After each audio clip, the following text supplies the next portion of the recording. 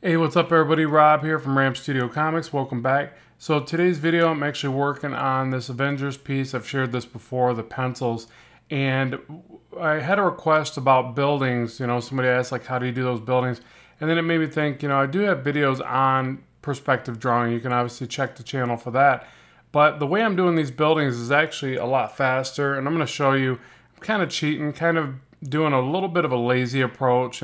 But this, might be beneficial to some of you that struggle with buildings and maybe you're in the same boat like me where I like drawing the characters and the background becomes secondary and sometimes I just want to get through it.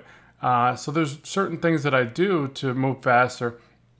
So what I did here is actually a hybrid. I drew this on traditional Bristol board, paper. So you can probably tell that the pencils, those are actual pencils that have been converted to blue line. I'll show you the way I do that as well. I just create a layer over top and I set that to screen mode. Anything below that will be my pencil drawings. Anything above that will be the actual line art. Okay, so this is me inking over top and I'm adding different layers to get the inks that I like. So that's what you see me doing there. So as far as the buildings go, I don't know if you could tell, but I didn't even really draw the buildings. So let me get some of this out of the way. So if I take and get rid of the, let's see, I can merge these together now. I'll also show you why I use separate layers the way that I do. I drew a basic perspective and then I aligned up my actual perspective grid over top, which if you know this software, you can go to drawing guide. I actually disable the visibility of it. And then if you scroll back by doing a two-finger pinch, that's how I set up my perspective grid. Okay, it's actually a little weird, but I did a forced perspective because I wanted it to look a certain way. So I'll hit done there. And so you can leave these guides on, but I actually like to turn those off. The perspective rulers will still work because you just click it and you go to drawing assist right there and see that little check next to it. And so anything that you draw from that point on will snap to those guides, right? But to save even more time, I'll show you how I do this. I guess I can actually do it on this layer. I'll duplicate this, that way I don't mess up where I'm at. So notice it says assisted right there. I've duplicated the layer, so I got a backup. And I'll work on one of these buildings. Actually let me work on this one. So I'll go to my ink pen, and I'll also set my eraser to the same ink pen. Okay, so what I do is I draw in here and I start to kind of chisel into the form. Notice I didn't draw anything preliminary. I didn't sketch anything, okay? So what I'm going to do is just kind of come up with a pattern. So I'll do like, maybe an edging. Maybe I bring that edging past the sides there. Sometimes I don't. You want to play around with different shape configurations to these buildings. So for instance, you might even start and do these wider sides, for instance, okay? And I'm going to draw right through the underlying artwork. So if I want this to carry through down to the bottom, I'm going to make sure to draw all the way through there. I'm going to resculpt that line a couple times. I can always erase back. Obviously, it's pretty easy to do that. So I want to get in there and go past these areas. I also want to think about what this might look like on the next side. I have to condense down this information because it's going to be foreshortened. So just like that, or in perspective, I guess. But so just like that, I've got the sides kind of established. Now, if I can see the side of this building over here, okay, then that means that I can see the side of any indentation over here. So I have to be aware of that as I do this little bit of an effect. And I wonder if we'd probably see it all the way down to here, right? Or you know what? I think that would be too forced. I'll probably draw another shape and building right there. So I'll just put a line there for reference. So as I bring this down, I want to think about the scale of this building. Okay, so that's ultimately what's going to determine how little these windows are. For instance, if I draw windows this big, this building's going to look kind of silly, especially if I space them like that and they're uneven. But that's going to look kind of silly, I think, and it's going to make the building not look very big and magnificent, for instance. So what I want to do is give it lots of little indentations of the trim. Remember that you can go over to this area here and find that next alignment. And then what I'll do is I'll draw that line, and I'll actually hold my pen over top of that area. I'll do a 2-finger tap to undo, and I'll draw it back in, just like that. So that gives me that little piece of trim, and I feel like that's even a little bit high, or low, I'm sorry. So I'll actually sculpt that in. And remember, you can sculpt these lines by putting another line next to it and going above or below that, and you can actually move these shapes around significantly sometimes, or maybe not significantly, but it works. So just be aware of that. Sometimes you just want to sculpt the line back and forth and not always, get in the habit of, replacing it. So now the other thing is, I've got lots of options here. I could go with horizontal slats or something with, little windows like this. So at first I'll just kind of play around with the concept. And then if I don't want it to look too repetitive by doing this over and over again, like this, I can space it out. I can say, well, I'm going to put that, and I'm going to put a distance here, and then I'm going to have some segmented windows that are a little bit different. You could even just have 4 segments on the outside. You could put another trim piece in here. You could erase back this line. So what happens is you're just trying to come up with different patterns so that these buildings don't all look the same. And I'm going to be honest, these are boring looking buildings. Sometimes I'll go a lot more detailed and, maybe Victorian or different, Gothic or whatever. But the thing is in this instance, I want the buildings in the background to be pretty mediocre and pretty, they're not the focus. Okay, and there's going to be a lot going on in the scene. So I want the focus to be Captain America, then it spans out to the rest of the Avengers.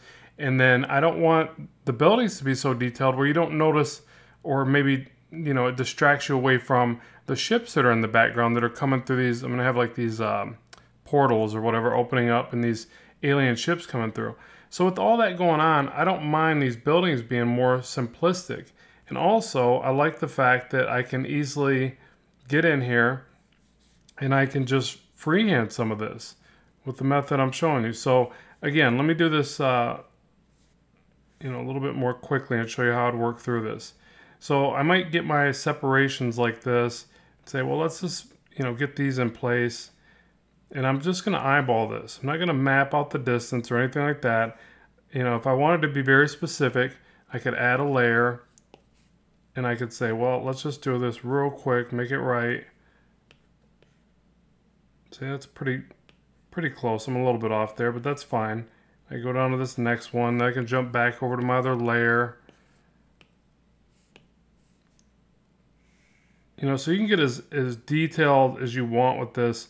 But again, I don't feel like it's something that needs to be exact. So a lot of times I'll just undo, redo, and I'll just paint this in or ink this in, I guess, and check it visually. If it sticks out like a sore thumb, I'll fix it. But again, if you want a way to do this a bit better, you could even go a step further with this part. And you say, well, let's take this, and I really want, maybe you're just very picky with your art, and that's fine. You say, well, I really want this to be perfect, so I'm going to do this nice little separation pieces here. But then you also have to compensate for the distance. So notice that the building is converging upward to a vanishing point. So it's getting more narrow from here to here. So likewise, these need to change. So again, that's where I feel like visually it's better for me to just separate them, by eye. But do whatever you want. Now, the other thing that you can do, if you really want them to be perfect, you map out the distance from these areas. It's a little bit hard since I'm off camera here. And you'd go across here. And then you do it again. It gets a little messy here, but it works great. Like this. You find your center line here, and you can obviously use the perspective guides to do this more effectively. There's your center again. Come on. Just so you know, I'm clicking, holding, and waiting for it to snap is why you see me kind of pausing there. Waiting for it to snap. I'm going to pull roughly where I feel like that corner ends off camera or off the edge of the page. And then again, there's the center. It's crooked or off center. Okay, so just like that, we've got a representation. Now you got to look through all this mess and you got to think about the distance there. That's really messy. Hold on. say the distance here compared to the distance here. Okay, so there's that gap, and that's also how you're going to place these segmentations. So again, if you're trying to be more specific, you might do something like this, erase it back, and then place these more accurately. Again, I'm not going to worry about all that. I'm just going to do it visually, but I just want to show you in case you're a little more anal retentive and you want it to be more correct, then that's what you would do. So I'm just naturally going to try to space these out a little bit more as I move downward. I'll even try to make this this bar across a little bit wider, a little bit heavier shadow.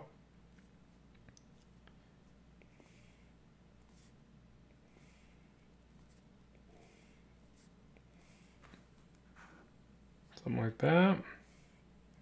Okay, so this is that one's a little heavy.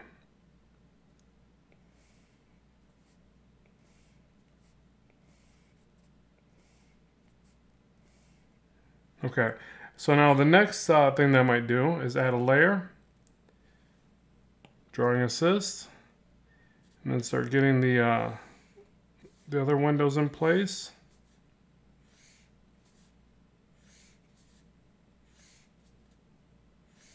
Well, the nice thing about adding this layer is I can draw right through these, so that what happens is I'm only focusing on the distance of the windows. I'm not focusing on, oh, I gotta stop here, start again. I'm not holding a rule or anything like that. I'm just focusing on the separation of those windows. And you see they came out pretty even. The couple in the middle are a little wider. Not a big deal. Now what happens with that same ink pen for the eraser, I can erase these back. Just like that. I could obviously make this bigger and do these faster. Scale that up. You can also obviously just use your selection tool and select these areas. Delete them all at once. That might have been a bit faster. Okay, I'm actually going to get rid of these because I think it's looking too repetitive. Oh, and there's going to be another building down there. So just like that, we have our segmentations. And remember, again, all we have to do for the side, I can merge this down now that I'm happy with it. I can make another layer, set that to assist. And I can go across here. I could even go across to each one of these areas first, like this. It's not a big deal. And then I can draw back this way.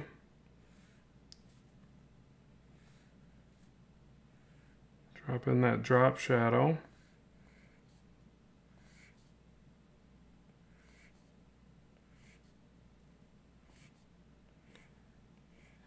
Okay, so there's that. Now also, I feel like there needs to be more drop shadow right here. So I'll drop that in. And I feel like as I'm erasing these back, get rid of all these construction lines basically.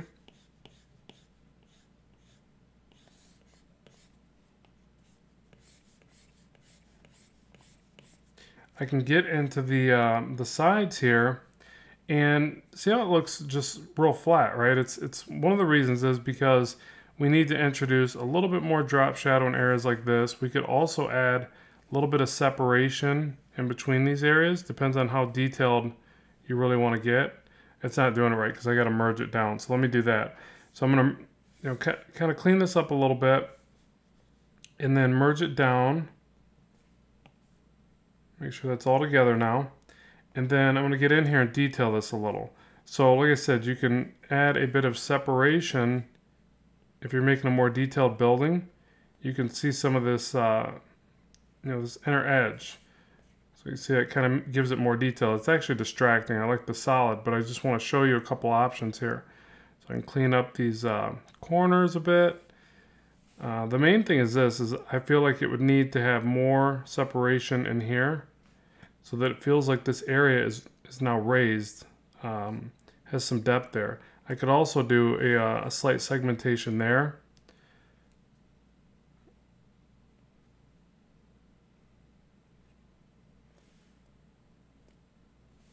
So I can push some of these lines around, try to get a little bit more depth in here. Come back with black, touch them up. And see how that now looks like it's inset more, like it's got some depth there. Actually don't like that. Get that out of there.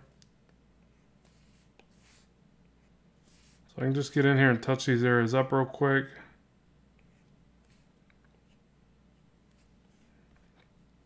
I want to drop in my windows.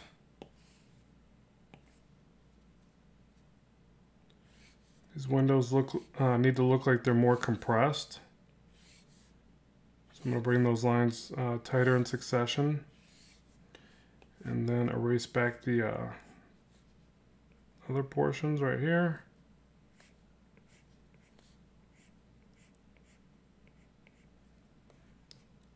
And just like that, we've got a building pretty much detailed. So, and there's lots of other things we could do. We could say, well, it looks too much like the other buildings. It's not interesting enough. In which case you might just say, well, let's make the windows a different pattern. Let's try that.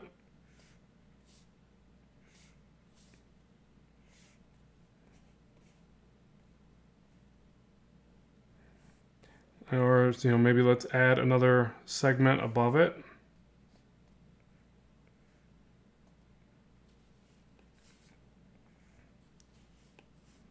Again, we got to merge that down so that'll all work together.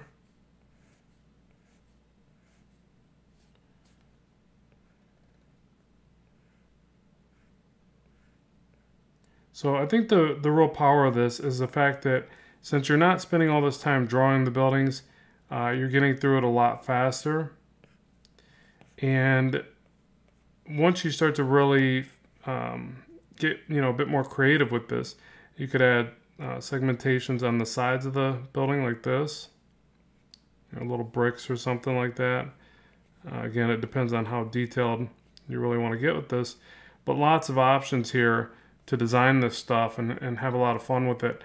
So me personally, I find this to be a very helpful time-saving technique. What ended up happening with this particular piece is I did all this drawing on this page, and then I started to work on my background on paper, and I just found myself erasing and redrawing it too much. And I think that it's because I was ultimately just trying to put too much on the page.